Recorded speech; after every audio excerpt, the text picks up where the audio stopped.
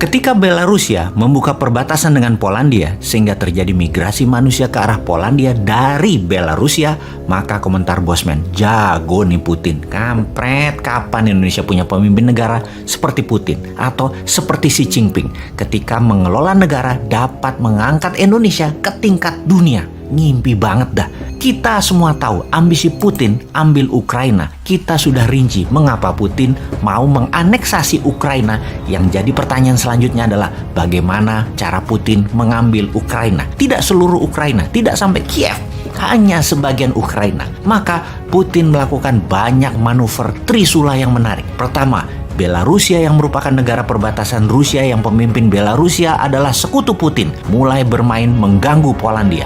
Belarus dibikin atau dikonflikkan dengan Polandia sehingga warga Belarusia hijrah migrasi keluar Belarusia ke Polandia. Tujuannya ya pastinya membuat tentara NATO dari Eropa Barat mau ke Ukraina jalan darat jadi nggak bisa. Mau masuk lewat Belarusia ya bakal tidak dikasih karena lagi konflik. Saat ini sekutu NATO hanya Amerika dan Inggris yang stand alone, tidak terpengaruh gas Rusia. Sementara Jerman, Prancis, Spanyol, dan negara Eropa Barat lainnya energi gasnya bergantung pada Rusia bahkan lebih dari 60%. Efeknya ketika mereka mau masuk ke Belarusia atau membela Ukraina diancam oleh Rusia dengan gas Rusia. Sejauh ini Jerman belum berani dan negara Eropa lainnya tidak berani bergerak ke Ukraina mendukung Inggris dan Amerika karena tekanan gas Nord Stream 1 dan Nord Stream 2 milik Gazprom Rusia dikendalikan mati nyalanya oleh Rusia.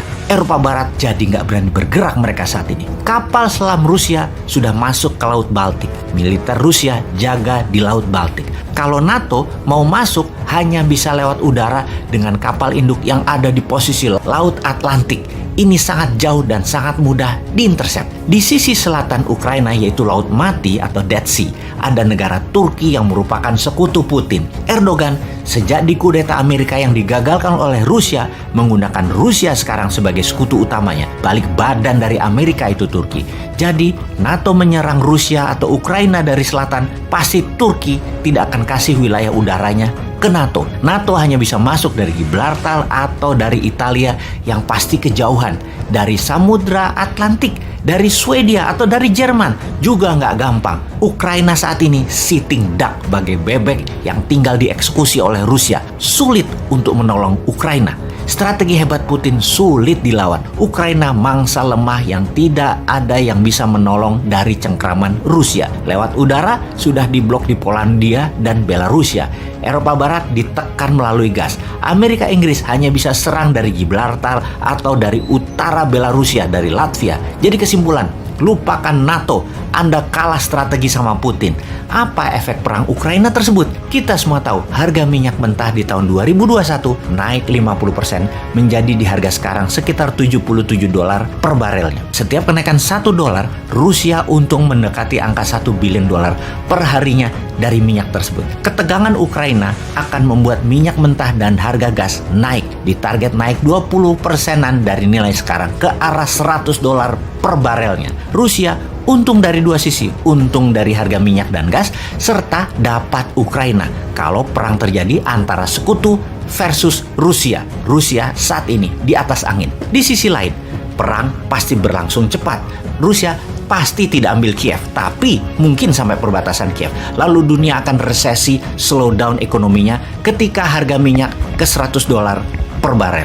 Slowdown ekonomi jadi berkepanjangan setelah COVID membuat manufaktur industri melambat. Ditambah perang Ukraina di ujung mata. Perang Ukraina akan berefek memukul ekonomi dalam negeri Tiongkok pastinya.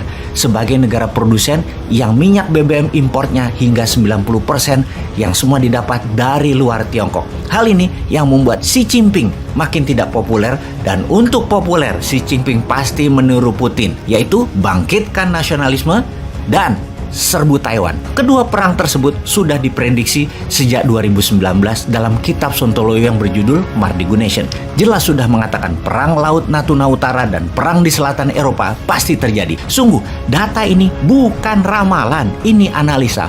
full data sebelum membuat analisanya. Rusia dengan strategi Morishkova 2.0 memang punya rencana besar di Eropa dan merinci bagaimana mengambil Crimea, melepas Inggris Brexit dari Uni Eropa, melepas bangsa Katalan agar mereka merdeka dari Spanyol, mendukung separatis Baski, mendukung separatis timur Ukraina anti Kiev. Semua strategi jangka panjang oleh Putin dikerjakan desainnya sejak lama. Sejak tahun 2013 di sisi Xi Jinping dengan obor untuk mencaplok sumber daya alam suatu negara yang ditukar dengan infrastruktur yang 100% berbahan Tiongkok. Strategi Tiongkok selanjutnya adalah mengambil balik Macau, mengambil Hong Kong, dan mengambil Taiwan adalah mimpi Xi Jinping yang terus dimatangkan untuk menjadikan Tiongkok one nation, one system. Karena itu, kita harus mendesain memanfaatkan peluang untuk menjadi negara besar, menyalip di tikungan selagi gajah dengan gajah berperang di mana-mana. Jangan cemen lah bernegara. Masa ngurusin hal-hal yang nggak penting sih, seperti kayak tentaranya misalnya. Masa tentara disuruh megangin anak-anak yang dipaksa vaksin dengan sadisnya yang membuat anak kecil bisa pada trauma semua? Atau bernegara saat ini para elitis malah sibuk membangun apa saja proyek-proyek tadi dengan hutang-hutang lagi, sibuk bagi-bagi cuan antara pengusaha dan penguasa atau istilahnya peng-peng. Sibuk atur-atur kebijakan proyek untuk mereka belah-belah di atas sana. Rakyatnya hanya dikasih info dari buzzer seakan apa yang pejabat kerjakan tidak melanggar sumpah jabatan walau KKN.